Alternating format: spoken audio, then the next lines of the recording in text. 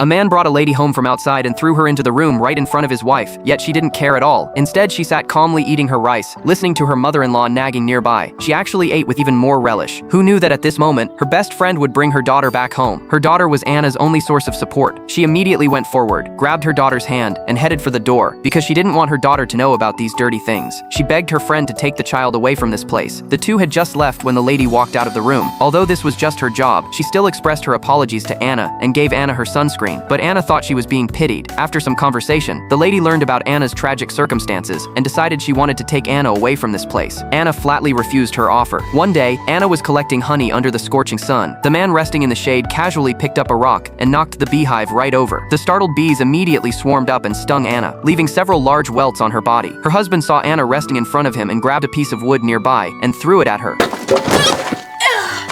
Finally, he even took some hot sauce with sadistic glee and told her to use it to reduce the swelling. That evening, when the family was eating dinner, her brother-in-law stared at Anna with greedy eyes. Her husband had long grown accustomed to this scene and simply took their daughter out to go fishing, leaving the two of them alone in the house. The brother-in-law walked into Anna's room and violently vented his lust. When her husband returned home with their daughter and saw the disheveled state of the room, he kicked Anna to the ground. Then he locked the door. Outside, their daughter calmly ate an apple, already used to her mother being beaten. Living in such an environment, Anna did the hardest, most exhausting work every day while enduring the constant criticism from the old women. Anna deeply admired her best friend, who had returned from Seoul. She busied herself tidying up the house for her, personally bringing her meals at every mealtime. Seeing her friend had fallen asleep, she thoughtfully brought over a pillow. While helping with the laundry, she looked at the pristine white dress with eyes full of envy. But who knew that after doing the laundry that day, Anna would actually find her daughter's underwear inside her husband's pants. She immediately rushed into the room, only to see her daughter practicing putting on makeup. A horrifying thought immediately flashed through Anna's mind. She was just about to question her daughter about where the makeup came from, when she saw her husband coming back from behind her.